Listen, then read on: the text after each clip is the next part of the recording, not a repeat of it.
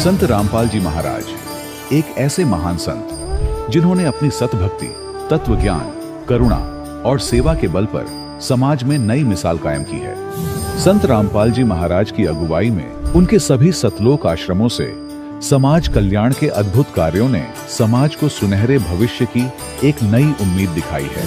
संत रामपाल जी महाराज से नाम दीक्षा लेने के बाद लाखों लोगों की लाइलाज बीमारियां जैसे कैंसर, एड्स आदि ठीक हुई। संत जी के ज्ञान से प्रेरित होकर उनके अनुयायियों ने लाखों यूनिट रक्तदान किया। संत जी ने लाखों बहन बेटियों का दहेज मुक्त विवाह करवाया।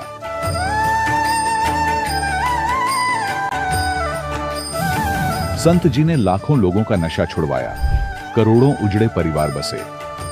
संत जी के आश्रमों में समागम के दौरान निःशुल्क नेत्र चिकित्सा, दंत चिकित्सा प्रदान की जाती है। संत रामपाल जी महाराज द्वारा समय समय पर पर्यावरण संरक्षण के उद्देश्य से बड़े स्तर पर वृक्षारोपण किया जाता है। संत जी ने जरूरतमंदों को तत्काल राहत पहुंचाने के लिए एम्बुलेंस सेवा शुरू की। संत जी अपने अनुयायियों को देहदान के लिए प्रेरित करते हैं, जिससे मानवता की सेवा और चिकित्सा क्षेत्र में सुधार हो सके।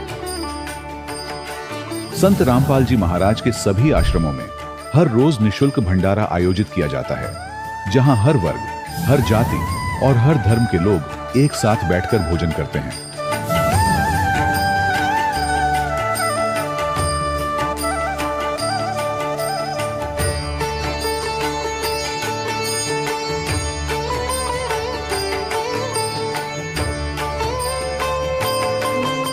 संत रामपाल जी महाराज की अन्नपूर्णा मुहिम ने गरीब और बेसहारा लोगों के जीवन में एक नई ऊर्जा और उम्मीद को जन्म दिया है।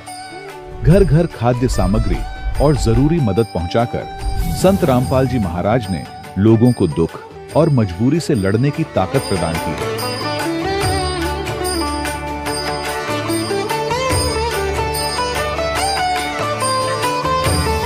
संत रामपाल जी महाराज द्वारा गरीब लोगों के लिए घर बनवाने का अद्भुत कार्य एक ऐसी मिसाल कायम कर रहा है जो सदियों सदियों संत जी की उदारता और दया भावना के तौर पर जाना जाएगा।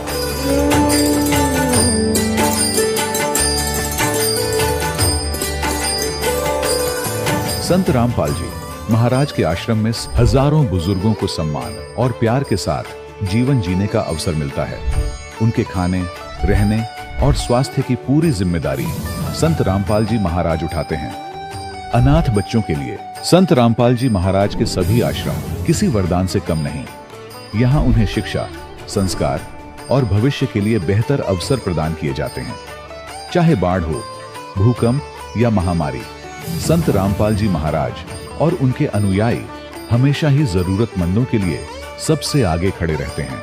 कोविड महामारी के दौरान संत रामपाल जी महाराज के आश्रमों से करोड़ों लोगों के लिए भोजन, दवाइयां और जीवन रक्षक सामग्रियां उपलब्ध कराई गई। चाहे गरीब की मदद हो या किसी शोषित और पीड़ित वर्ग के हक और सम्मान की लड़ाई, संत रामपाल जी महाराज ने हमेशा ही उनकी दबी आवाज को सरकारों तक पहुंचाया है और उन्हें उचित न्याय दिलवाने में अहम भूमिका अदा की है।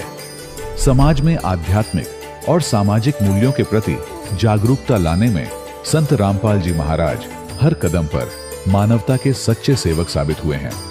संत रामपाल जी महाराज का जीवन हमें सिखाता है कि सच्ची सेवा वही है जो निस्वार्थ भाव से की जाए। आइए हम भी इस महान सेवा के कार्य में इस महान संत से जुड़ें और संत रामपाल जी महाराज से नाम दीक्षा लेकर अपने जीवन को धन्य बनाएं।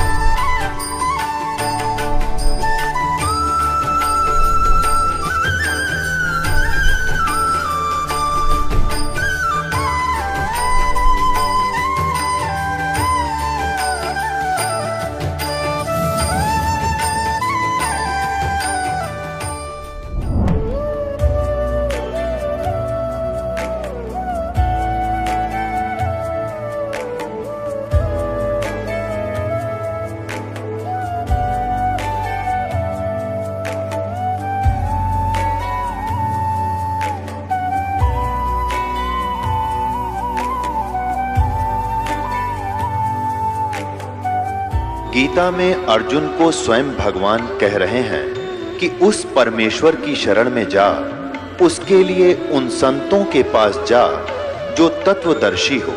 इसी प्रकार हजरत मोहम्मद को उनका अल्लाह कह रहा है कि कोई और पूर्ण परमात्मा है, उसको पाने के लिए उन तत्वदर्शी संत की तलाश कर। वो प्रभु कौन है, ये जानने के लिए कृपया अवश्य सुनिए जगत गुरु तत्वदर्शी संत रामपाल जी महाराज के अमृत वचन। सत साहिब दर्शकों, मनुष्य अपने जीवन में शारीरिक सुख और मानसिक शांति की तलाश में अपने धर्म में प्रचलित सभी प्रकार की भक्ति साधनाएं करता है, लेकिन फिर भी जब उसके जीवन में न तो वास्तविक सुख मिलता है और न मन को शांति, तब वह निराश होकर नशे जैसी बुरी आदतों का शिकार हो जाता है।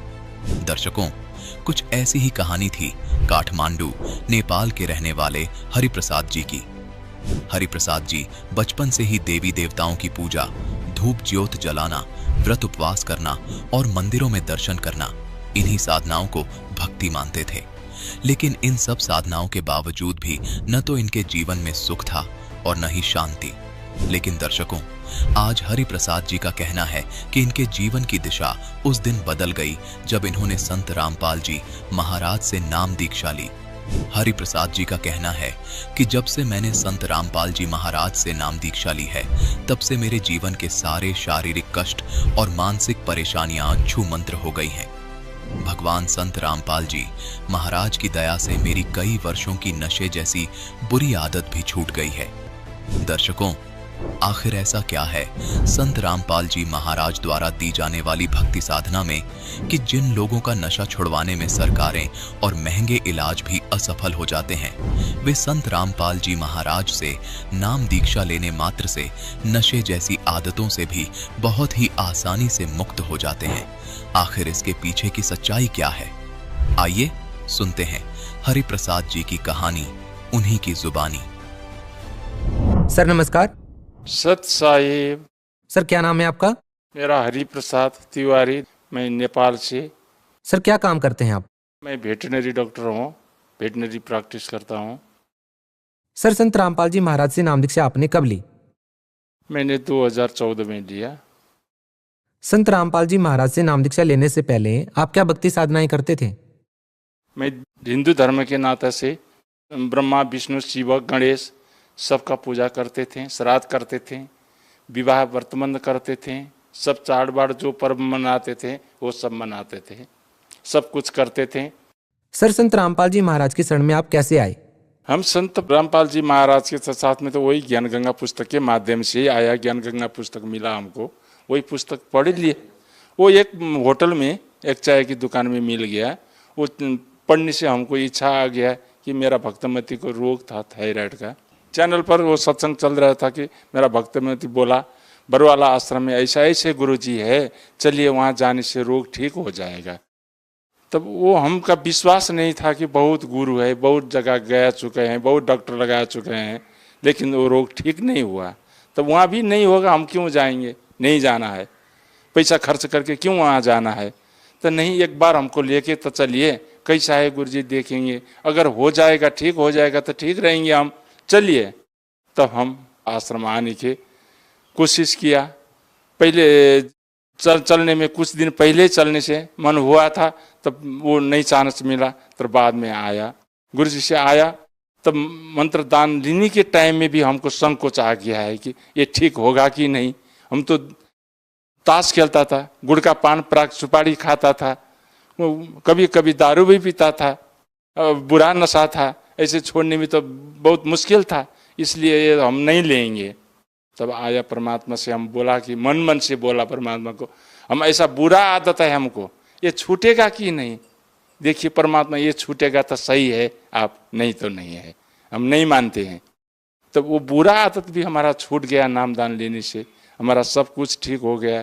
भक्तमती का थायराइड भी कुछ ठीक होते होते गया, अभी नहीं है। अब वो सब कुछ अच्छा ही हुआ है, परमात्मा की कृपा से दया हुआ है, वो सब ठीक है। सर आप नेपाल से चलकर हरियाणा में संत रामपाल जी महाराज जी से नाम दीक्षा लेते हैं। सर हिंदुस्तान सहित नेपाल में विश्व भर में बहुत सारे धर्मगुरु हैं। सर, आपने संत रामपाल जी महाराज को ही अपना गुरु क्यों बनाया, उनसे ही नाम दीक्षा क्यों ली? संत रामपाल जी का ऐसा गुरु बनाने का मकसद ये है कि अच्छा ज्ञान है, अच्छा से भक्ति कराते हैं, वेद पुराण गीता शास्त्र से पढ़ पढ़ के देखा देखा के ऐसे इसमें ये लिखा है, इसमें ये लिखा है, ये सही है, ये गलत है, गलत और सही का प्रमाण दे के गुरु जी हम लोग को वो सिखाता है, भक्ति करवाता है। सर, कुछ लोगों का कहना है कि संत रामपाल जी महाराज जी के शिष्य जो हैं, जो उनके अनुयायी हैं, वो अंध भक्ति के तहत संत रामपाल जी महाराज से जुड़े हुए हैं। आप क्या कहना चाहेंगे इस बारे में? नहीं, ये तो भक्त लोग तो आते हैं, वो उन लोग का विश्वास है, परमात्मा है हमारा गुरु जी, संत रामपाल जी महाराज गुरु जी है, गुरु जी में भी परमात्मा है वो। सर, संत रामपाल जी महाराज जी किस प्रकार का समाज तैयार कर रहे हैं, आखिर उनका उद्देश्य क्या है? संत रामपाल जी महाराज के उद्देश्य तो हम बताते हैं कि ये जब बेटी का शादी करता है, दाइज देता है, दाइज लेता है, ये कुरीति है, कुप्रस्था है, इनको कैसे हटाएं? जो दान करता है, जो भक्ति करता है, साधना विपरीत भक्ति करता है, वो करना नहीं चाहिए। सत्य साधना करो, सत्य भक्ति करो, सही काम करो, किसी को दाइज नहीं दे, किसी को कुरीति कुप्रथा को चाहिए त्याग दो, नशा त्याग दो, यही सत भक्ति है। इसी करने से आप लोग का सही मार्ग में दिशा मिलेगा, सही भक्ति होगा, सही समाज का सृजना होगा, सही समाज बनेगा, इसी से सबको सुख होगा, मुक्ति मिलेगा, कल्याण होगा। संत रामपाल जी का यही वचन है जी। बहुत बहुत धन्यवाद। सच्चाई। दर्शकों, अभी आपने सुने संत रामपाल जी महाराज से दीक्षा प्राप्त करके सुखी हुए भक्त के अनुभव। अब देखिए जगत गुरु तत्वदर्शी संत रामपाल जी महाराज के मंगल प्रवचन। चाहे सारी पृथ्वी का पति बन जा, जब भक्ति नहीं है तो एक अन्य का जीव नहीं। वो इस भक्ति मार्ग से तोल कर देखेंगे, जिस दिन परमात्मा के पैमाने से नापेंगे। कहते हैं अगम निगम को खोज ले बुद्धि विवेक विचार, और उदय अस्त का राज मिले तो बिन नाम बिगाड़।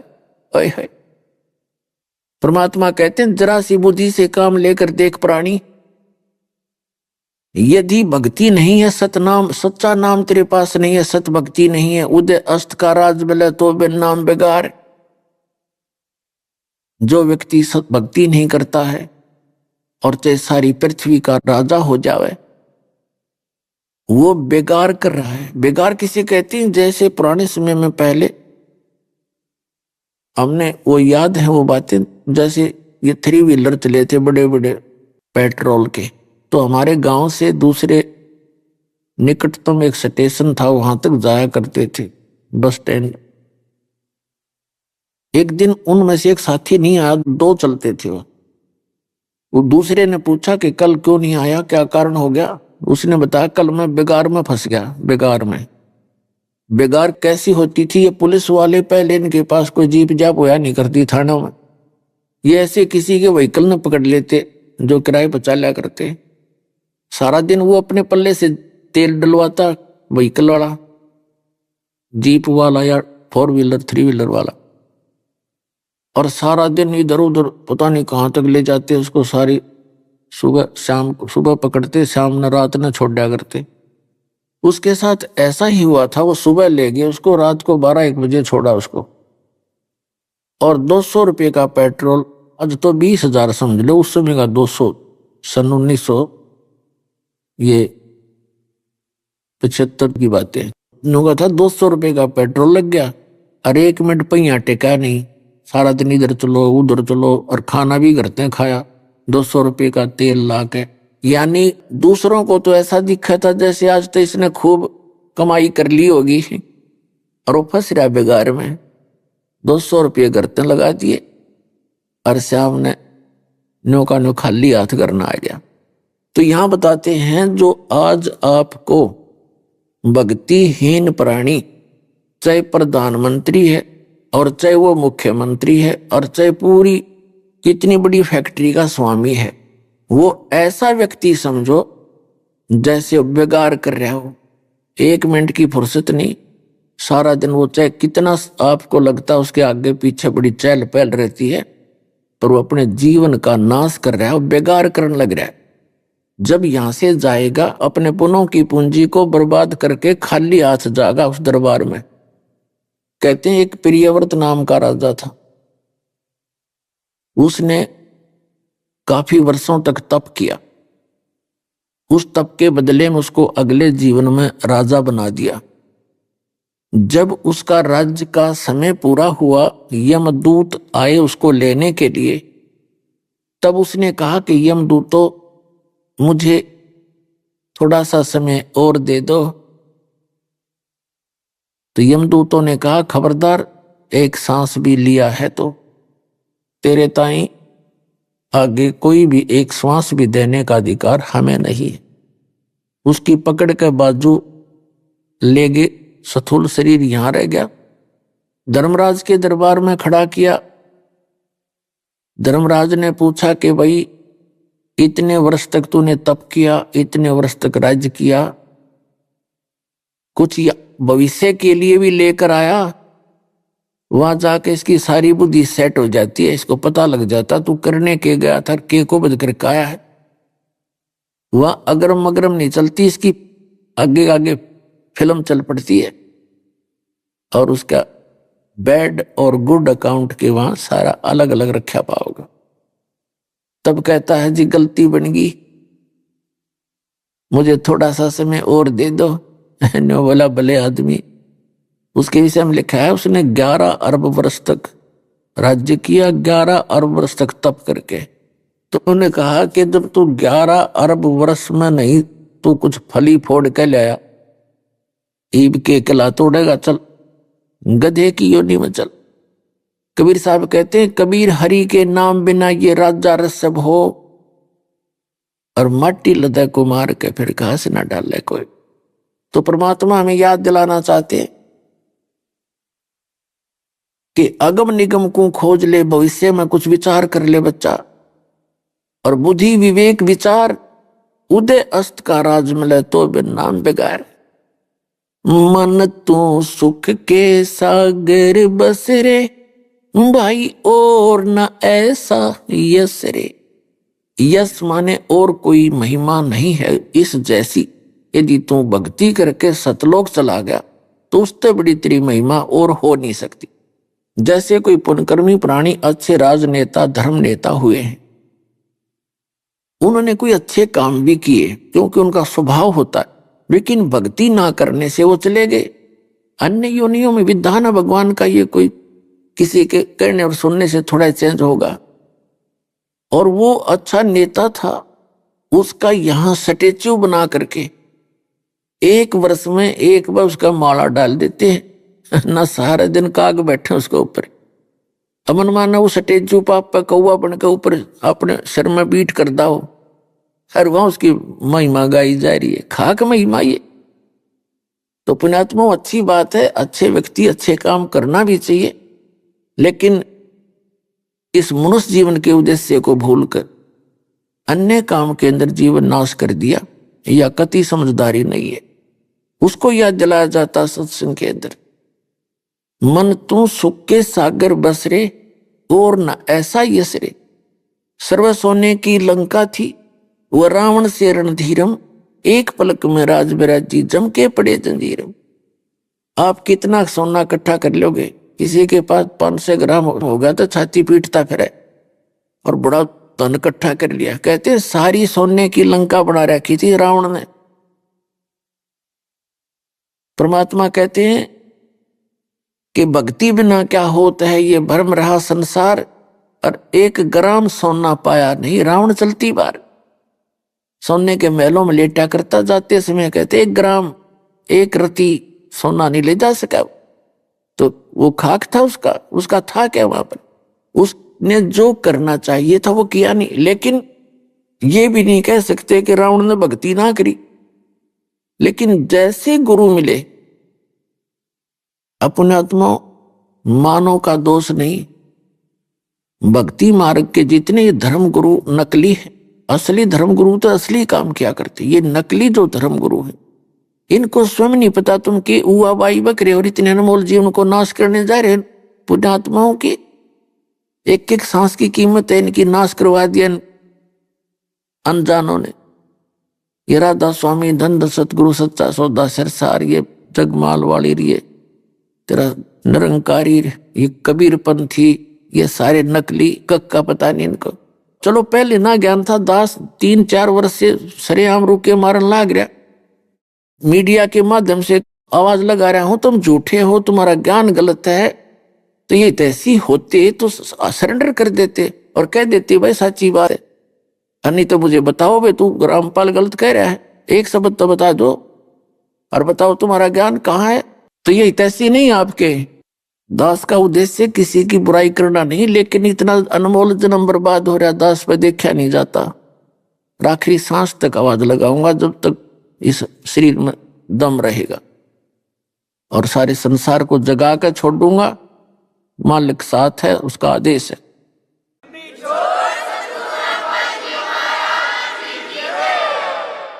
जब आपको ज्ञान होगा नींद आनी बंद हो जाएगी आपको। जो इतना समय वहां खो दिया नकलियों के पास, कोई 30 वर्ष में कहता जी 30 वर्ष लगा दिए वहां पर, कोई कहता 40 वर्ष बर्बाद कर दिए। अब आज उनको बर्बाद दिखाई देता उस समय वास्तव में, और पहले उसको परम धनी मान के उन संतों के चिपके बैठे थे। तो पुण्यात्माओं कोई बात नहीं, इस काल ने बड़े बड़ों को धोखा दे दिया, पर अब दास के साथ परमात्मा है जिसने यू काम करना ही करना है, ये समय है निर्धारित।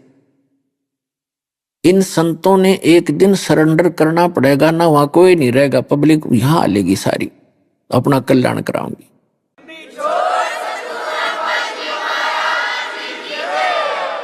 फिर इन गलबुंडी बनेगी, फिर इनके साथ बुरा बनेगा, जनता इनको थूकेगी। और यदि ये अपने आप कह दें, दास के द्वारा बताए गए ज्ञान को गहराई से स्वयं भी देखें ये संत महात्मा, और फिर अपने शिष्यों को कह दें भाई सचमुच सच्चाई ये है, और नहीं तो इसका उत्तर दें। अब मीडिया है, 3-3 घंटे तक हम प्रवचन चल रहे हैं मालिक की दया से, नहीं तो कहीं किसी टीवी पर कोई जरा सा भी उल्ट सुल्ट बोल दे तो उद्मस्तार दे ये इसे नकली है। अरे इनका दम घुटता जा रहा है, जब कोई सांस भी काटता होता है। हाँ बकवाद तो कर सकते हैं, वो करो, लेकिन सच्चाई में आकर दिखाओ सामने। इनके पास ज्ञान नहीं है। जब राधा स्वामी पंथ का प्रवर्तक श्री शिवदयाल जी भूत बनकर अपनी शेषा बुक्की में बोल रहा है, पुण्यात्माओं बाकी का क्या होगा।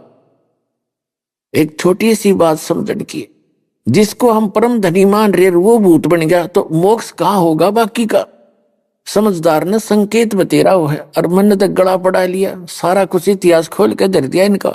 इन सतनाम का पता नहीं, न सतलोक का पता नहीं, सचखंड का पता नहीं, वो सार नाम, वो सतनाम, वो सतपुरुष, वो सतलोक खक है इनके पास। और 5 नाम काल के जाप करवा रहे। जितने भी कबीरपंथी हैं किसी के पास भी भक्ति मार्ग नहीं है, कख भी नहीं उनके पास, क्योंकि परमात्मा ने कहा था कि काल ने मेरे से कहा था कि मैं 12 पंथ नकली चलाऊंगा, इन 12 के अतिरिक्त अन्य और अनेक पंथ चलाऊं या विद जीवों को भरमाऊं। तो फिर भगवान ने कहा था कि जब 5505 वर्ष बीत जाएंगे कलयुग के, उस समय मैं अपना हंस भेजूंगा, और उस समय तक ये सभी नकली पंथ संत महंत अपना जो कुछ इन्होंने कहना सुनना है अपनी बड़ी बड़ी पुस्तक बनाकर सेट हो चुके होंगे, और उनके अनुयायी भी इस बात से परिचित होंगे हमारे गुरुजी क्या नाम देते हैं और क्या ज्ञान देते। फिर हम उन्हीं सदग्रंथों से आप जी को, उन पुण्यात्माओं को रूबरू कराएंगे, सच्चाई दिखाएंगे। तो इसलिए आपको पहले परमात्मा ने शिक्षित किया। सन 1947 में भारत आजाद हुआ, उससे पहले शिक्षा नाम की चीज नहीं थी भारतवर्ष में। और 8 सितंबर 1951 में दास का जन्म हुआ। उसके बाद एकदम कितना परमात्मा की दया से बूढ़ों तक को पढ़वा दिया भगवान ने। और फिर देखो आपके, फिर ये कैसे इंस्ट्रूमेंट उपकरण बनवा दिए। ये आपके लिए बने हैं कि ताकि आप आंखों देख सकें कि सच्चाई क्या है। प्रोजेक्टर के माध्यम से, डीवीडी के माध्यम से, आप टीवी चैनलों के माध्यम से घर बैठे भगवान के बच्चे इस ज्ञान को समझेंगे। ये सारा मालिक ने बनवाया था ना, बाकी तक को बधाई। सारी गंदे से गंदी फिल्में चलाई जाती हैं, सारा दिन मानव को भ्रमित करने के लिए करैक्टर बिगाड़ने का सारा इसका प्रयोग किया जा रहा है, जबकि ये दिया भगवान ने इसलिए है कि तुम भगवान को पहचानो, सदग्रंथों से रूबरू हो, परिचित कहो। जो भी संत, जो भी धर्म अपने ग्रंथ से पर आधारित है, उसी ग्रंथ के माध्यम से दास दिखा रहा है कि आपके धर्म ग्रंथ ये बता रहे हैं और आपके गुरु जी ये बता रहे हैं।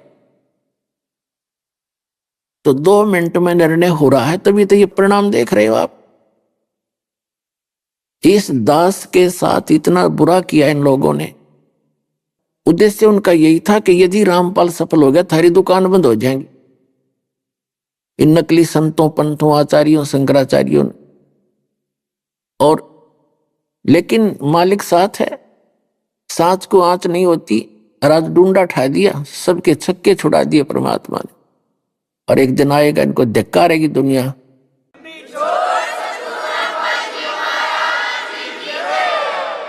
तो पुण्यात्माओं, जो भगवान के मार्ग में बाधा करते हैं वो बिल्कुल मंदबुद्धि के व्यक्ति होते हैं, जिनको दूसरे शब्दों में दुष्ट कह सकते हैं। वो तो ऐसे होते हैं जैसे रेल की पटरी पे अंधा गधा खड़ा हो गया, उसने गाड़ी आने की आवाज सुनी, उसने सोचा कोई तुझे डिस्टर्ब करने के लिए और इधर ही आ रहा है। जिधर से उसको गाड़ी आती महसूस हो रही थी, उस तरफ दोनों पैर कर लिए पिछले कि आण दे निकट, और इसका लात मार। उसने दोनों दलोती मारी। जब गाड़ी निकट सी आली, अंधे ने सोचा ये तो ऊपर चढ़ गया, कौन है तेरे? नोना बेरा मूर्ख, तू खड़ा है रेल के मार्ग में, तेने एक तरफ होना चाहिए था। तो उसने दोनों दलत्ते मारे और वो पटक दिया ठा गए। तो कंस ने मारे थे दोनों लात, रावण ने मारी थी, हिरण्यकशिपु ने भी ऐसे अंधे गधे का काम कराया था। और अब भी जो इस दास के परमात्मा के मार्ग में जो बाधा करेगा वो अंधा गधा ही होगा, ये सत्कर मान लेना।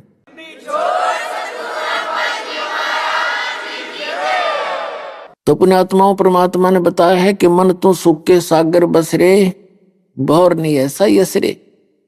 सर्व सोने की लंका थी वह रावण से रणधीरम, एक पलक में राज विराजी जम के पड़े जंजीरम। मन तो सुख के सागर बसरे, भाई और न ऐसा यसरे।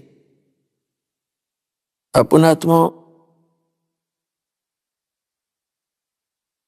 आदरणीय गरीबदास साहिब जी को कबीर परमात्मा मिले थे, गांव छुड़ानी, जिला झज्जर, हरियाणा में, खेतों के अंदर।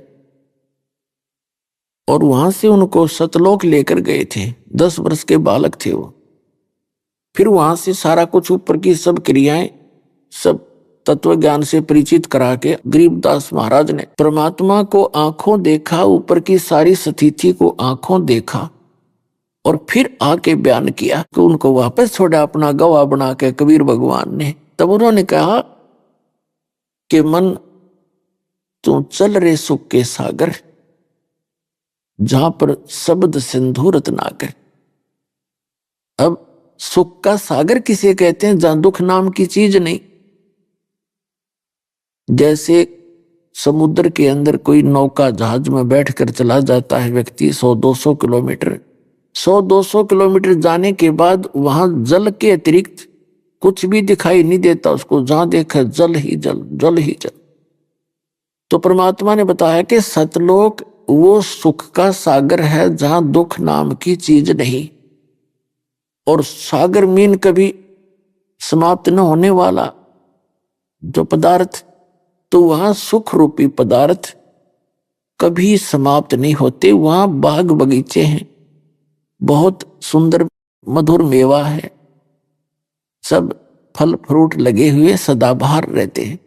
वहां कभी अकाल नहीं आता, किसी चीज का अभाव नहीं। अपने आत्माओं, हम काम क्यों कर रहे हैं? पेट के लिए। इसमें ये ऐसा यंत्र है, इसके अंदर डालते रहेंगे तो चलता रहेगा, डालते रहेंगे चलता रहेगा। इसी के लिए कमाते हैं, सारा दिन धंधा इसी के लिए करते।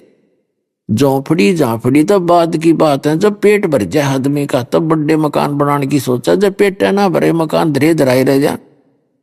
एक बार कहते हैं अकाल गिर गया था और ये दिल्ली के शहजादे कहते रोटी मांगते फिरे थे, जो नान पुलाव खाया करते। और महिला में रहा करती थी। तो बताया है कि जिस शरीर में आप रह रहे हो ऐसा यंत्र है, इसमें डालोगे तो चलेगा ना, कतई नहीं चले, 2 जन्म में कंडेम हो जाएगा। इसलिए सारा जीवन इससे का काम लगे रहते हैं, अंत में यूं खत्म हो जाता है। तो इससे जो लाभ हमने उठाना था, जो क्रिया करनी थी, इस मिट्टी से सोना बनाना था, उसकी विधि का पता नहीं था। आज आपको उसकी विधि का पता लग गया। फिर आप कहां जाओगे? सतलोक चले जाओगे। आप देखते हो कोई ताश खेल रहा है, ताश खेलता रहे, न सोचे नुकसान भी हो जाता उसको, और वो सोचो मैं ये बहुत अच्छा आनंद आ रहा है, तो कोई काम करके राजी नहीं। जैसे आजकल क्यों पढ़ते हैं बच्चे कि तनख्वाह घनी हो, सुविधा सारी और काम ना करना पड़े, लेकिन यहाँ तो फिर भी बहुत घना काम उसके जिम्मे रह ही जाता है। तो वो स्थान वहां पर है, निष्कर्म में जो मुक्ति है, मोक्ष है, वो सतलोक में है। वहां कुछ भी नहीं करना, सारा दिन इतना बढ़िया आनंद रहता है। वहां शरीर है आपका, सुंदर शरीर बनेगा, ये कवर यहाँ रह जाएगा। वहां जाकर के आपको नया कपड़ा मिलेगा जो कभी समाप्त ना होने वाला। जैसे ये भी कपड़ा है, संतों ने शरीर को चोला बोला, चोला यानी कपड़ा, एक वस्त्र है ये। तो वहां जाके आपको ऐसा वस्त्र मिलेगा, कभी खराब नहीं होता, कभी नष्ट नहीं होगा। तो वो शरीर आपको मिलेगा, उसमें नाड़ी तंत्र नहीं होगा, उसमें नाड़ी तंत्र नहीं, बीपी हाई लो का मतलब नहीं, कोई राग द्वेष नहीं, कोई अभाव नहीं किसी चीज का। अब जैसे आप यहाँ रह रहे हो, चाहे कोई 10 दिन रुको, महीना रुको, 20 दिन रुकता है, यहाँ बना बनाया भोजन मिला है, बिछे बिछाए मैट और गद्दे रजाई आपको प्राप्त है। दिल करे जब जाके चाह का भरा का पर गटगट पिया गाय गुण भगवान के। तो यहाँ पर राग द्वेष की आवश्यकता कैसे पड़ेगी आपने, तो सब कुछ उपलब्ध है। को यहाँ भी कोई बकवाद करे तो दुष्ट होया करेगा, जिसकी बुद्धि भ्रष्ट है कति, वो तो बकवाद करना है, यहाँ पर भक्ति के लिए आया ही नहीं है। तो वहां सतलोक में ऐसी व्यवस्था है, भगवान के गुण गावा, चर्चा चाल, देख मालिक कहीं बैठे देख लो उस मालिक। जैसे सूर्य कितनी दूर है, आप कहीं बैठ के जब चाहो दर्शन करो सूर्य के, उसे बात करो भगवान से, आपके सामने नु दिखा, जैसे यहाँ आ गए हैं 1 सेकंड में, और हम उसके लिए तरफ रहे। ये कि वहां भगवान निराकार है, भगवान है नहीं, तो खाक देखा इन्होंने, कख भी नहीं पता इनको, हुआ बाई बकरे। वहां परमात्मा से शरीर है, उसका नाम कबीर है, और सिंहासन पर बैठे हैं, सिर पे मुकुट है, मालिक के ऊपर गोमज है, बहुत सुंदर शरीर है, तेजों में शरीर है, एक रोमकूप में करोड़ सूर्य मिला दे, करोड़ चंद्रमा, इतना तेज है। और वहां पर मोक्ष प्राप्त आत्माओं का पूरी बॉडी का शरीर जो है 16 सूर्य जितना रोशनी है उसकी, इतना सुंदर शरीर है। और नर नारी करके ऐसे ही सारी सृष्टि है। ये तो नकल है उसकी, कति डुप्लीकेट, उसकी तुलना ही नहीं कर सकते जो वहां की वस्तुएं। अरे न कख नहीं पता, आज तक सैकड़ों वर्ष हो गए सतलोक सचखंड की बात कर जाने न कह नहीं पता। परमात्मा निराकार है, वो चेतन ही चेतन है, प्रकाश ही प्रकाश। उस प्रकाश में टिंडे लेंगे हम, क्या करेंगे जाके जहां भगवान है ही नहीं। कोई आस्था बन सकती है किसी की? और फिर साधना गलत। तो पुणात्मा वो लोक है, सुख का सागर है, वहां झरने बह रहे होते हैं, कहीं पर फवार पड़ रही हैं, फवारे लगे हुए अपने आप। और यहाँ तो पत्थरों के पहाड़ है, वहां हीरे मोतियों के पहाड़ है। इतनी सुंदरता है, इतनी उनकी खूबसूरती है, क्योंकि भगवान ने बताया, आंखों देखा, उन संतों ने बताया। उन संतों को मालिक ने एक संकेत कर दिया था कि तुम ज्यादा ओपन ना करना, उस महिमा को बता अवश्य दो। तो उन्होंने कोड वर्डों में तकरीबन बात कही, लेकिन वो न इन संतों का समझ में आई, न इन पंथों के। वो तो परमात्मा बुद्धि देता है, और इस दास पर वह कृपा करी, इन सदग्रंथों को समझा और आपके रूबरू किया। तो क्या बताया है कि वो जो सतलोक है वो सुख सागर है। मन तू चल रहे सुख के सागर, जहां शब्द सिंधु रत्नागर। अब कहते हैं सुख सागर की क्या डेफिनेशन बताई है कि शंखों लहर मेहर की उपजे, और कहर नहीं जा कोई, दास गरीब अचल अविनाशी, सुख का सागर सोई। शंखों लहर मेहर की उपजे। अपने आत्मा देखो, कई बार ऐसा होता है, कितना ही प्यारा व्यक्ति हो और दूसरे को टेंशन हो जा किसी बात से, मनमान उससे भी बिगाड़ बैठे 2 मिनट में, वह उसके ऊपर कहर की लहर सवार थी। जैसे कई बार दास के साथ तो बहुत बार हो जाता है जब अकेला बैठा होता हूं, ऐसी हिलोर सी उठती है अंदर से, जैसे कोई भी प्रयासा नहीं लगता, सब अपने से दिखे, चाहे किसी ने कितना दुख दे रखे हो हमारे को, उसके प्रति भी द्वेष पैदा करने से भी नहीं होता। तो वो मेर की लहर थी। और उसके जाने के बाद फिर नो का नो खचड़ा भर जाता है। वह ऐसी तरह की मन में खट्टापन, वह बुराई सी आ जाती है। तो वहां सतलोक के अंदर ऐसी लहर शंखों रहेंगी और वहां कैर नहीं, जा कोई वहां कोई दुख नहीं। अब आप रोज सुनते हो, कहते हैं यात्रा में जा रहे थे, एक परिवार के 3 सदस्य मर गए, एक बूढ़ा और एक पोता बच गया। बताओ अब कितना अच्छा परिवार है, कैसा दिल लग रहा है हमारा, जैसे हम यहाँ रहे सदा के लिए। यदि यहाँ मृत्यु ना होता, हम इतने ढीठ हो लिए इन दुखों को सहन करने के, हमने कोई परवाह नहीं। या मृत्यु भी अन्यों भी नहीं पता कब हो जाए, और फिर इसे लोग में हम कहती यहाँ जड़ गाड़ के बैठ गए बिना ज्ञान के, हम सोचे यहाँ से हिलें कोई नहीं। तो यह हमारी दुर्बुद्धि है, और इस दुर्बुद्धि को इस तत्व ज्ञान से हटाया जाएगा, जो अब दास सत्संग आज आपको सुनाने जा रहा है। और ये 100 की 100 सत्य मान लेना, किसी डूम बाट के गीत नहीं है, ये गॉड गिवन ज्ञान है, spiritual knowledge, God given, complete God given, उस पूर्ण परमात्मा का दिया हुआ। इसमें एक भी बात कच्ची मत समझना। अभी तक आपने लोकगीत सुने हैं, लोकगीत, दंत कथा सुन रखी है, उनको आप पता नहीं था वो क्या बताना चाहते हैं आपको। क्या बताते हैं कि शंखों लहर मेहर की उपजे और कहर नहीं जा कोई, दास गरीब अचल अविनाशी। अचल जिसका कभी नाश नहीं होता, और सुख का सागर सोई, वो सतलोक जहां कोई दुख नाम की चीज नहीं। और वहां नहीं गए तो क्या होगा कि कोटि जन्म तो भरमत हो गए, और कुछ नहीं हाथ लगा रे, कुकर सुकर खरबा बोरे, कौवा हंस बुगारे। कोटि जन्म तू राजा की ना मिटी न मन की आशा, और भिक्षुकों के दर दर घूमया, ये मिला ना निर्गुण रासा। इंद्र कुबेर ईश की पदवी, ब्रह्मा वरुण धर्मराया, और विष्णुनाथ के पुरकू जाकर तू फिर भी वापस आया। तो असंग जन्म तन मरत्या हो गए, जीवित क्यों नाम रह रे, और 12 दर मद महल मठ बोरे, बहुर ना दे धरे रे। दोजक भिष्ट सभी ते देखे, राजपाट के रसिया, और 3 लोक से तरपत नाही, यो मन भोगी खसिया।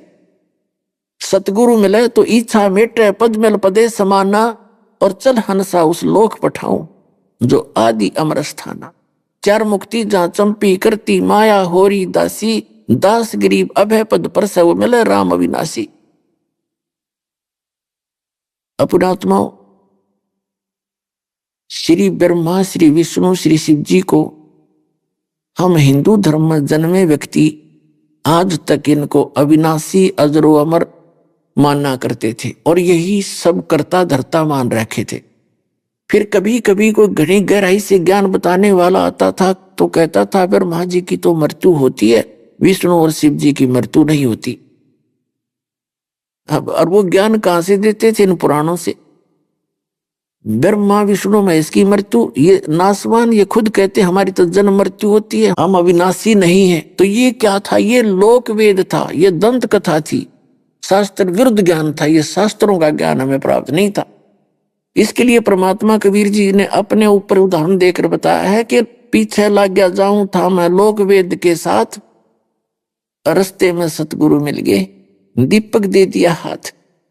क्या बताना चाहते हैं कि पहले जैसे दास पहले श्री कृष्ण, श्री राम, शंकर भगवान और विष्णु जी के पुजारी था, हनुमान जी का पुजारी था, और सभी जितने भी हमारे देव देवता सबको मानते थे, श्याम जी का पुजारी था।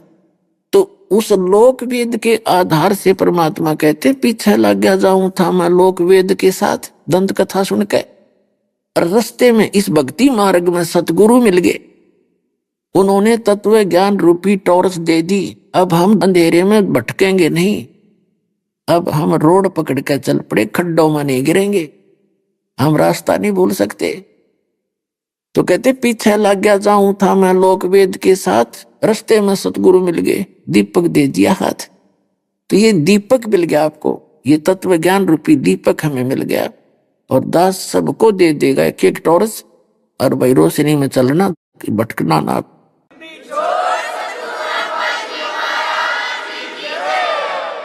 अब आपको दिखाते हैं, इन्हीं सदग्रंथों को हम शिरोधार्य माना करते थे। ये देवी पुराण थी, विष्णु पुराण थी, शिव पुराण थे, जितने भी। और इनमें लिखा क्या था? श्रीमद् भगवद गीता, पवित्र चारों वेद, पवित्र गीता, इनको हम शिरोधार्य मानते थे। और हमारे धर्म गुरुओं को इसका कख भी पता नहीं। Even writer of the Gita, writer of the Purana, उनको पता नहीं। राइटर ऑफ द वेद, उनको पता नहीं इनमें लिखा क्या। पुणात्मा और रहम किया दाता ना आपके ऊपर। इस दास को यह बुद्धि दी, इन सदग्रंथों को ठीक से जाना और आप तक पहुंचाया। ये मेर है उस मालिक की। ना ये काल के दूत इतने भयंकर हैं, ये तो ग्रह समझ लो, आपस में लड़ा मारते हैं झूठी बकवाद करके, वो ऐसा है, वो ऐसा है। और मेर करी दाता ने ऐसे इंस्ट्रूमेंट दे दिए। दास को सफलता इसी से मिली है कि सदग्रंथ दिखाए सबसे पहले। दास को इन सदग्रंथों की कति आवश्यकता नहीं थी, क्योंकि जैसे शुरू में हमारे भक्तों को भी अन्य गुरुओं के चेलों ने, नकलियों ने कहा कि वो किसा गुरु जी है तो पुस्तक पढ़ सुनावे। गुरु टीचर तो वो होता मुंह जुबानी सुनावे। मैं कहा मुंह जुबानी सुनानिया नाश कर रखे। अब अपनी अपनी कह गए इस दुनिया के माँ, बिन साहिब की बंदगी कहीं ठोर ठिकाना ना। तो दास ने नहीं परवाह करी, आपके रूबरू करता रहा। आज सफलता मिली दास को, नहीं तो ये लालटेन ना दिखाता तो ये और बात बिगड़ जाती। जैसे एक अंदाजा रहा था रात्रि के समय, हाथ में लालटेन जगा करके, लंप ले करके, आगे से बच्चे आ रहे थे उछल कूद मचाते हुए अंधेरे में। उस वृद्ध अंधे ने कहा कि बच्चों देखना, बेटा मुझे दिखाई नहीं देता है, ध्यान से चलना, मुझे दिखाई नहीं देता। अभी आपने सुने संत रामपाल जी महाराज के मंगल प्रवचन। आइए अब सुनते हैं संत रामपाल जी महाराज से नाम दीक्षा लेकर सतभक्ति करके अद्भुत लाभ प्राप्त करने वाले अनुयायी के विचार। दोस्तों, हम आज ऐसे समाज में जी रहे हैं जिसमें मानव समाज यही चाहता है कि उसे सुख सुविधाएं प्राप्त हो तथा शारीरिक और मानसिक सुख भी हो, क्योंकि केवल भौतिक सुख आत्मा के लिए पर्याप्त नहीं है। इसके लिए मानव परमात्मा की तलाश करता है। आज हम आपको एक ऐसी श्रद्धालु का सच्चा अनुभव सुनाने जा रहे हैं। ये हैं रानी सुनीता जी, जिन्हें माइग्रेन की इतनी गंभीर समस्या थी कि कहीं सफर भी नहीं कर पाती थी। भगवान की तलाश में उन्होंने मात्र 10 वर्ष की उम्र से ही व्रत उपवास करना शुरू कर दिया था। सुनीता जी मंदिरों में पूजा करती, गुरुद्वारों में सेवा करती और लोगों के घर घर जाकर भागवत और शिव पुराण का पाठ भी किया करती थी। लेकिन फिर भी माइग्रेन की समस्या, पारिवारिक कलह और मानसिक अशांति से उन्हें कोई राहत नहीं मिली। तभी एक दिन उन्हें एक ऐसी पुस्तक मिली जिससे उनके जीवन में उम्मीद की नई किरण जाग उठी। संत रामपाल जी महाराज से दीक्षा लेने के बाद उनकी भगवान की खोज पूरी हुई और उनका जीवन खुशहाल हो गया। अब सुनते हैं रानी सुनीता जी के जीवन के अनुभव की सच्ची कहानी, उन्हीं की जुबानी। बहन जी नमस्कार। नमस्कार सर। क्या नाम है आपका? रानी सुनीता। सुनीता जी कहाँ से आई आप? मैं राजपुरा डिस्ट्रिक्ट पटियाला से फ्रॉम पंजाब से हूँ। आप संत रामपाल जी महाराज जी से कब जुड़े? मैं 14 मई 2017 से गुरुजी से जुड़ी हूँ, संत रामपाल जी से। बहन जी, संत रामपाल जी महाराज जी से नाम दीक्षा लेने से पहले आप क्या भक्ति साधना करते थे? सर देखिए, मैं 8-9 साल की उम्र में ही परमात्मा की खोज में लगी हुई थी। मैं खुद व्रत उपवास करती थी, मंदिरों की सेवा करती थी। यहाँ तक कि मैंने जब जॉब भी किया तो भी वहाँ जॉब करने की बजाय मैं मंदिरों में जाकर ही पूजा अर्चना स्टार्ट कर देती थी। मुझे खोज थी कि ये क्यों होता है। मैं पंडितों से भी यही प्रश्न पूछती थी कि अगर मतलब कि मैंने जैसे कि व्रत रखे हैं, कुछ भी किया तो मुझे वो एक दिन का ही वर्क दंड दे दे। तो वो कहते थे कि बहन जी आपके पाप ज़्यादा हैं, इसकी वजह से आपको ये कर्म दंड लग जाते हैं। तो बहन जी हम आपसे जानना चाहते हैं कि आपको जो परमात्मा की खोज थी, जो परमात्मा पाने की चाह थी, वो आपकी कैसे पूरी हुई? सर पूरी ऐसे हुई, मेरी शादी हुई। शादी होने के बाद जो मेरे सास ससुर थे उन्होंने घर ट्रांसफ़र करके कहीं और घर लिया। वहाँ पर भी मेरा यही नियम रहा कि मैं घर घर जाके श्रीमद् भागवत का पाठ और शिव पुराण पढ़ा करती थी, कार्तिक माहत्म्य पढ़ा करती थी।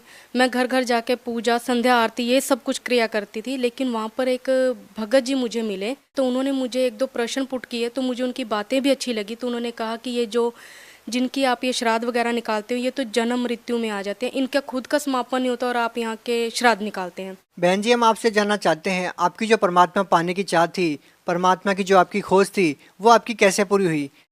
सर उन्होंने फिर मुझे 1-2 क्वेश्चन पुट करने के बाद उन्होंने मुझे कहा कि हम आपको अपने साथ सत्संग में लेकर चलेंगे। सर सत्संग में जैसे वो मुझे ले जाने लगे तो कुछ दिन पहले उन्होंने मुझे बताया था कि हम आपको संडे को सत्संग में लेकर जाएंगे, लेकिन सर मेरे घर में कोई प्रॉब्लम हो गई थी जो मैं सत्संग में ना जा पाई, तो फिर मैंने घर पर ही बंदी छोड़ सतगुरु रामपाल जी महाराज जी का सत्संग सुना जी। वहाँ पर फिर मैंने जैसे सत्संग सुना तो अगले दिन मैं उनके पास गई तो मैंने उनको बताया कि मुझे कबीर परमेश्वर जी ने ये सब कुछ बताया कि उनको कैसे बेड़ियों से बांध कर उनको बांधा गया, कैसे उनको अग्नि में जलाया गया, कैसे उनकी झोंपड़ी में आग लगाई गई। तो उन्होंने कहा कि मैं आपको कुछ दिन बाद ज्ञान गंगा पुस्तक दूंगी। सर उन्होंने अगले दिन मुझे ज्ञान गंगा पुस्तक दी, जिसको मैंने ना तो पढ़ा ना मैंने कुछ किया। उसको शाम को मैं अपने घर लेकर आई हूँ। रात के समय में मेरे ससुर के साथ मेरे हस्बैंड की लड़ाई झगड़ा हो गई थी, जिसकी वजह से वो घर से ही चले गए थे। लेकिन मैंने क्या कि अपने रूम को लॉक किया और 11:30-12 बजे के बिटवीन ही सर मैंने उस पुस्तक के सेंटर वाले पेज को रीड किया, जिसमें से अंबाला वाले एक भगत जी थे जो धन धन सतगुरु जी से जुड़े हुए थे। मैंने उनका इंटरव्यू पढ़ा और ये पढ़कर ही मैंने बुक को बंद कर दिया। सुबह सर मॉर्निंग में मैंने कनक साफ करते हुए परमेश्वर कबीर साहब जी को देखा, जो मुझे बोल रहे थे कि आप अपनी मम्मी जी से बोलो कि आप नाम दीक्षा लेना चाहते हैं। सर नाम दीक्षा मैंने उनको बोला कि ऐसा हो नहीं सकता, आपसे पहले मुझे 10 दिन हो गए अपनी मम्मी जी को ये कहते हुए कि मैंने नाम दीक्षा लेनी है, लेकिन वो कह रहे हैं कि आप ये नाम दीक्षा नहीं ले सकते हैं। तो फिर सर मैंने जैसे ही मैं वो कनक वाली बाल्टी उठा के सामने वाले प्लॉट में गई हूँ तो वहाँ पे भी परमेश्वर कबीर साहब जी आए, तो उन्होंने मुझे बताया कि आप अपनी मम्मी जी से बोलो कोई आप नाम दीक्षा लेना चाहते हो। ये आप रात के स्वप्न की बात कर रही हैं या दिन की बात है? ये सर ये सुबह 9:30 बजे की बात है। तो सर मैंने उनको कबीर साहब जी को ही डांटते हुए ये कहा कि आप मेरे साथ चलो, मैं आपको पूछवा देती हूँ कि मेरी मम्मी मुझे नाम दीक्षा नहीं लेने देंगी। कबीर साहब जी ने आपको साक्षात दर्शन दिए? जी बिल्कुल सर, उन्होंने मुझे साक्षात दर्शन दिए, यहाँ तक कि सर वो मेरे पीछे थे और मैं उनके आगे थी। और ये सब बातें करते करते मैं अपनी मम्मी जी के पास पहुँची और उनसे मैंने धीरज बंधाते हुए कहा कि मम्मी जी मुझे 10 दिन हो गए आपसे यही बात कहते हुए कि मुझे नाम दीक्षा लेनी है। तो उन्होंने तुरंत हामी भर दी सर। और सर मैंने फिर 14 मई 2017 को संत रामपाल जी महाराज जी से नाम दीक्षा ली। बहन जी, संत रामपाल जी महाराज जी से नाम दीक्षा लेने से पहले आपने क्या साधनाएं की? सर मैंने 10-12 साल की उम्र में ही मैंने व्रत रखने शुरू कर दिए थे। मैं विष्णु जी को सबसे ज़्यादा अपना इष्ट मानती थी। जैसे कि मैं खुद भागवत पढ़ती थी, शिव पुराण पढ़ती थी, तो मेरा ज़्यादा अटैचमेंट कृष्ण जी से था, तो मैं उन्हीं की उपासना करती थी। और फिर मैं मंदिरों में जाकर भी संध्या आरती करना, पूजा पाठ, ये सब कुछ क्रियाएं करना। जैसे कि कोई व्यक्ति बीमार है उसको मैंने भागवत का पाठ सुनाना, गऊ बीमार है उसको भी भागवत का पाठ सुनाकर उनको उनकी मुक्ति करवा देना। और फिर मैं गुरुद्वारे में भी जाकर प्रसाद बनाती थी, वहाँ पर भी मैं लोगों की सेवा किया करती थी, झूठे बर्तन मान देना। फिर मैंने 2:30-3 बजे तक मतलब कि मैंने तुलसी विवाह भी करना। और फिर सर मैंने एक लड्डू गोपाल रखे हुए थे, मैं उनको 2:30-3 बजे उठ के भोजन कराना, उनको तीनों समय का भोजन कराना, स्नान कराना, ये सब क्रियाएं मैं करती थी। फिर मैंने हमारे यहाँ पे एक नलास जिसको बोला जाता है, नलास में जा शिव नलास में जा शिव कैलाश में हमारा ये सिस्टम था। हम नलास में जाके मैं नंगे पाँव अपने घर से नंगे पाँव तक का मैं सफ़र तय करती थी। कोई भी मंदिरों, यहाँ तक कि मैंने कोई भी ऐसा संत नहीं है जिसकी मैंने सत्संग ना सुने हो सर। जैसे कि मृदुल गोस्वामी जी, यहाँ देवकी नंदन ठाकुर जी महाराज जी झंडा ग्राउंड में आए थे, तो मैंने उनसे भी ये प्रश्न किया था कि मैंने गले में कंठी माला धारण की हुई है पर फिर भी मैं प्याज लहसुन वगैरह खाती हूँ। तो उन्होंने कहा था पिज्ज़ा खाने वालों तुम्हारा तो पिज्ज़ा भी यहाँ कृष्ण जी स्वीकार करेंगे। तो मेरी कॉमन सेंस यही थी कि जिनके गुरु नहीं होते उनके तो देवी देवता भी हाथों से ग्रहण नहीं करते। तो मेरे माइंड में यही रहता था कि मैं अपना एक गुरु भी बनाऊं, इसलिए मैं सत्संग सभी के सुनती थी। और मुझे किसी के शब्दों में ये कुछ भी ऐसा नहीं लगा, क्योंकि सभी विष्णु को बड़ा बना देते थे, कोई शिव को बड़ा बना देते थे, यहाँ तक कि दुर्गा की भी मैंने देखा। तो फिर मैं ये कहती थी वो मुझे एक दिन का ही फल दे दे। उनके पुत्र की जब गर्दन काटी गई, दुर्गा जी के पुत्र गणपति जी की, तो उन्होंने चंडी रूप धारण कर लिया, लेकिन हमारे दुखों के लिए वो ऐसा क्यों नहीं करते। तो मेरा यही प्रश्न होता रहता था सभी से।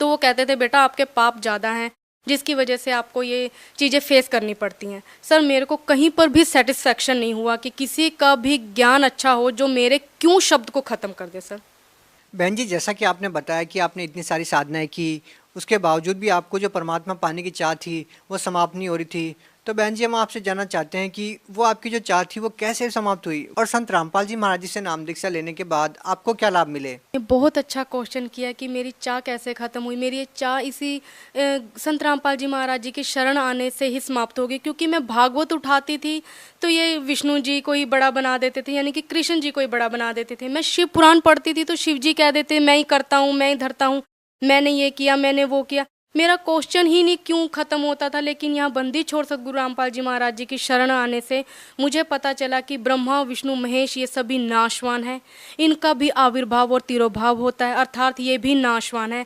जैसे मैंने श्रीमद् भागवत में पढ़ा हुआ है कि अर्जुन यदि तू मेरे पास रहेगा तो तुझे युद्ध करना पड़ेगा, लेकिन अगर तू पूर्ण परमात्मा के शरण में जाएगा तो तुझे तेरा आविर्भाव और तिरोभाव खत्म हो जाएगा। यानी कि मेरा खुद का क्यों शब्द जो था वो यहीं आके खत्म हो गया कि अर्थात अब मुझे बंदी छोड़ सतगुरु रामपाल जी महाराज जी मिल गए हैं, मेरा क्यों शब्द खत्म हो गया जी। और लाभ मुझे ये हुए कि मुझे माइग्रेन थी, मुझे माइग्रेन से मुक्ति मिली। मैं थोड़ा सा भी सफ़र करती थी मुझे वॉमिटिंग होती थी, मुझे वॉमिटिंग से मुक्ति मिली। और क्या लाभ हुए आपको? सर मुझे मेरी मम्मा जी की डेथ होने के बाद मैंने अपनी मम्मी के भोग का खा लिया था। भोग के खाने के बाद सर मैंने जैसे शुद्धिकरण कराया, शुद्धिकरण कराने के बाद सर मुझे चिकन पॉक्स निकल गया था। आप सभी मुझे देख रहे हैं कि मेरी स्किन पे हल्के हल्के डॉट्स हैं। सर जैसे मुझे चिकन पॉक्स निकला, इनके निकलने के बाद सर मुझे 2 दिन हो गए थे, ना मैं कुछ खा रही थी ना मैं कुछ पी रही थी। लेकिन मेरे घर के मुझे बहुत प्रेशर डाल रहे थे कि तुम्हें हमने झाड़ा ही डलवाना है। सर मैंने उनसे 1 ही घंटा मांगा तो उन्होंने मुझे ये कहा कि तू 2 दिन से कुछ नहीं कर पाई, अब 1 घंटे में क्या करेगी। सर जैसे ही मैंने प्रथम मंत्र मुझे मिला हुआ था, मैंने प्रथम मंत्र का नाम जाप किया। प्रथम मंत्र का नाम जाप करते ही सर मैंने देखा कि बंदी छोड़ सतगुरु रामपाल जी महाराज जी एक बहुत बड़ी किताब लेकर मेरे पास खड़े हैं सफ़ेद कपड़ों में, और उन्होंने मुझे पूछा है कि ये क्या है। तो मैं उनको कुछ बोल नहीं पा रही थी क्योंकि मेरे फेस पे इतना ज़्यादा चिकन पॉक्स हो गया था कि मेरी आंखें भी बंद हो चुकी थी। तो मैं उनको इशारे में बोल रही थी कि आप मेरी तरफ देखो। तो उन्होंने मुझे 2 बार ब्लेस किया। ब्लेस करने के बाद सर मैंने अपनी, ऑलरेडी मेरी आंखें तो बंद ही थी, तो मैंने देखा कि मेरे पैरों के पास काल रूप में एक भैंसा बैठा है जिसने मुझे बोला कि तुम्हारा समय ख़त्म हो गया। सर मैंने ऐसे ही हाथ ऊपर रखा और मैंने बंदी छोड़ सतगुरु रामपाल जी महाराज का ही नाम लिया। तभी बंदी छोड़ सतगुरु रामपाल जी महाराज जी आए और वो मुझे घर से बाहर लेकर खड़े हो गए। जैसे मैंने अपनी आंखें खोली, देखा तो मेरा सारा चिकन पॉक्स दब चुका था। और मैं आपको ये बता दूं, अगले दिन मॉर्निंग में सर मैंने नित्य नियम का पाठ जो हमारे मालिक हमें बताते हैं मैंने वो किया। वो करते हुए ही मैंने जैसे अपनी थाली में खाना परोसा, खाना परोसते ही बंदी छोड़ सतगुरु रामपाल जी महाराज जी दोबारा आए सफ़ेद कपड़ों में। मैं आपको बताऊं, मेरे सामने एक टीवी जिसको LCD बोला जाता है अब लैंग्वेज में, वो मेरे सामने मालिक ने ऑन की और वो एक साइड पे खड़े हो गए और उन्होंने मुझे मेरा सारा कर्म दंड दिखाया कि मैंने कैसे भोग का खाया, कैसे मेरी चाची जी ने मुझे चूड़ियाँ पहनाई, कैसे मेरे छोटे भाई ने मेरे चरण दबाए, कैसे वो सब किया। सर मेरी आंखों से आंसू नहीं रुक रहे थे और मालिक ये सब कुछ मुझे एक टीवी में जिसको LCD बोला जाता है उसमें उन्होंने ये सब क्रियाएं मेरी मुझे लाइव दिखाई। सर मैं रो रही थी, मेरी मदर इन लॉ मुझे पीछे से हिला रही थी कि सुनीता तुम कुछ बोल नहीं रही हो और सिर्फ रोए जा रही हो। तो मैंने सिर्फ खाना जो थाली में परोसा तो उसको ख़त्म करने के बाद मैं मालिक के पास दंडोतम किया और अपने गुनाहों की माफ़ी मांगने लगी कि मालिक अब की बार मुझे बख्श दो, मैं दोबारा ऐसा कोई कर्म नहीं करूँगी जी। और कोई लाभ? सर लाभ यही था कि मुझे जो चिकन पॉक्स था उसके दौरान मेरे एक राइट टांग पे एक फोड़ा हो गया था और मुझे चिकन पॉक्स तो दब गया था, लेकिन मेरा एक फेस, ये जो आप देख रहे हैं, मेरा एक जले हुए कागज़ की तरफ फेस हो गया था जिसकी वजह से मैंने अपने चेहरे को पूरा कवर किया हुआ था। मैं एक बस में सफ़र कर रही थी जहाँ पे मेरे लिए बैठना भी नामुमकिन था, वहाँ पे मैंने 6-7 घंटे का सफ़र भी किया और मालिक बंदी छोड़ सतगुरु रामपाल जी महाराज जी ने मुझे बस में आकर आशीर्वाद दिया। और मैं देख रही हूँ जहाँ जहाँ मालिक जा रहे हैं मैंने नज़र वहाँ पीछे तक दौड़ाई, मालिक फिर से शुरू हुए मेरे सामने से और मुझे फिर से आशीर्वाद देते देते पीछे की तरफ गए। तब से भगत जी मालिक की दया से, परमात्मा बंदी छोड़ सतगुरु रामपाल जी महाराज की दया से मेरा आप फेस देख रहे हैं, मेरे को बहुत ज़्यादा इम्प्रूवमेंट है मेरी स्किन में भी सर। और कोई लाभ संत रामपाल जी महाराज जी से नाम दीक्षा लेने के बाद? सर लाभ तो मैं बता चुकी हूँ कि मुझे मालिक ने इतने लाभ दिए कि सच में रोज़ मालिक की दया, परमात्मा बंदी छोड़ सतगुरु रामपाल जी महाराज जी की दया इतनी होती है कि सच में मैं बता नहीं सकती।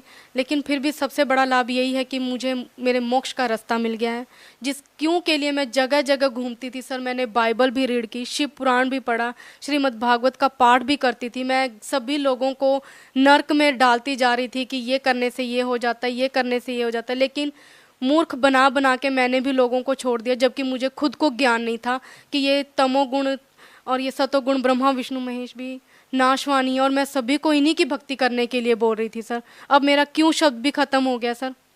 बहन जी, हम आपसे जानना चाहते हैं कि पहले आप सभी प्रकार की पूजाएं करते थे और आप और लोगों से भी करवाते थे, लेकिन आपको कोई लाभ नहीं मिला और आपकी जो परमात्मा पाने की चाह थी वो पूरी नहीं हो रही थी। लेकिन जब आप संत रामपाल जी महाराज जी से नाम दीक्षा लेते हैं तो आपकी जो परमात्मा पाने की चाह थी वो भी पूरी हुई और आपके जो दुख थे उनका भी निवारण हुआ। तो बहन जी, हम आपसे जानना चाहते हैं कि पहले जो साधनाएं आप कर रहे थे उन साधनाओं को करने से आपको लाभ क्यों नहीं मिला? क्या आप साधना ठीक से नहीं कर पा रहे थे या फिर इसका कोई और रीजन है? सर साधना ही मेरी गलत थी, क्योंकि मैंने खुद ने जैसे भागवत पढ़ी है तो भागवत में कृष्ण जी ने कहा है कि जिनके गुरु होते हैं, जैसे कि दत्तात्रेय के 24 गुरु थे, अंतिम गुरु उन्होंने परमेश्वर कबीर साहिब जी को बनाया, तब उनको मुक्ति मिली। मैंने खुद ने पढ़ा हुआ था, यहाँ तक कि मैंने शिव जी को भी गुरु बनाया था। मैं कार्ड लाना भूल गई हूँ, वरना मैं आपको दिखाती। शिव जी को मैंने गुरु बनाया क्योंकि मुझे इतना मालूम था कि शिव जी विष्णु जी को ध्याते हैं और विष्णु जी शिव जी को ध्याते हैं। बस यही कॉमन सेंस मैंने यूज़ कर रखी थी, तो इसी की वजह से मैंने शिव जी को अपना गुरु बना लिया। इष्ट मैंने अपने विष्णु जी को ही रखा, लेकिन ज्ञान ही नहीं था क्योंकि इनकी साधना ही सही नहीं थी सर। बहन जी, आप उन साधनाओं को कैसे गलत बता सकते हैं? हिंदुस्तान में लाखों करोड़ों लोग हैं जो उन साधनाओं को करते हैं, वो भी भागवत गीता का पाठ करते हैं, देवी देवताओं की पूजा करते हैं। आप उनको कैसे नकार सकते हैं, उनको कैसे झुटला सकते हैं? सर मैं नकार इसलिए सकती हूँ क्योंकि अब मुझे ज्ञान हो गया बंदी छोड़ सतगुरु रामपाल जी महाराज जी के द्वारा। जैसे कि एक बच्चा एक पोयम को पढ़ते पढ़ते पेज पलटता रहता है कि आगे आगे पोयम है, लेकिन पोयम वो एक ही सुनाता है। जैसे कि मैंने एक रट्टा लगा रखा था कि श्रीमद् भागवत में ये है, लेकिन मुझे खुद को ही नहीं पता था कि ब्रह्मा विष्णु महेश के ये जो गुण है, यानी कि ये सतोगुण, ये विष्णु जी हैं। सिर्फ मैं तो ये सोचती थी कि ये विष्णु और ब्रह्मा विष्णु महेश के अंदर कोई गुण है जिसके अकॉर्डिंग ये चलते हैं। मेरा अपना ही नहीं ये खत्म होता था। अब जैसे लोगों ने भी रट्टे लगा रखे हैं कि ये सब क्रियाएं करने से ये सब कुछ मिलता है, जबकि ये सब कुछ प्रूफ हमारे बंदी छोड़ सतगुरु रामपाल जी महाराज जी ने कर दिया है।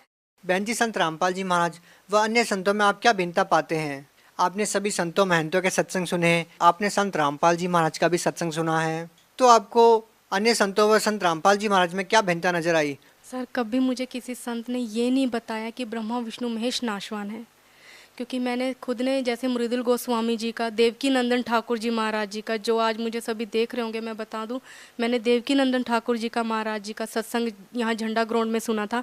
तो मैंने उनसे भी क्वेश्चन पुट किया था कि मैंने गले में तुलसी माला ग्रहण की हुई है, बट फिर भी मैं प्याज लहसुन खाती रहती हूँ। तो उन्होंने कहा था कि पिज़्ज़ा खाने वालों तुम्हारा पिज़्ज़ा भी कबूल होगा। तो मुझे ये हुआ कि परमात्मा वैसे भी हमारा मन देखते हैं, ये सब चीज़ें क्रियाएँ नहीं देखते हैं।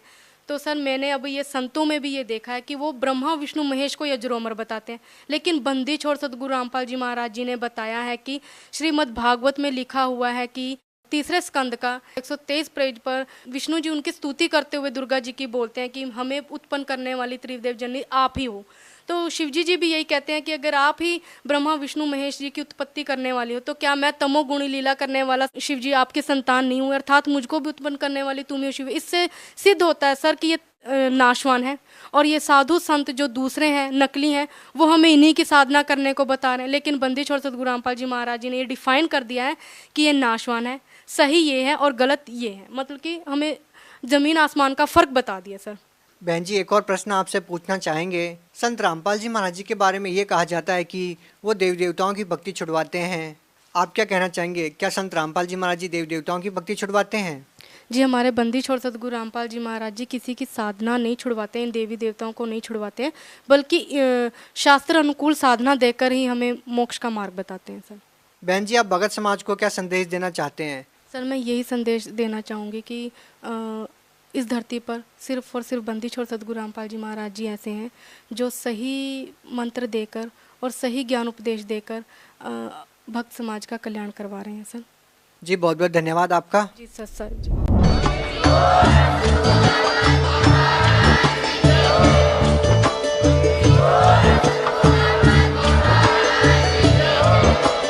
आप सुन रहे थे जगत गुरु तत्वदर्शी संत रामपाल जी महाराज जी के मंगल प्रवचन। अधिक जानकारी के लिए विजिट कीजिए हमारी वेबसाइट www.jagatgururampalji.org। संत रामपाल जी महाराज जी के शुभ आशीर्वाद से पूरे विश्व भर में 500 से भी ज्यादा नाम दीक्षा केंद्र हैं, जिन पर संत रामपाल जी महाराज जी द्वारा ऑनलाइन निशुल्क नाम दीक्षा दी जा रही है। अपने नजदीकी नाम दीक्षा केंद्र का पता करने के लिए संपर्क करें 8222880541।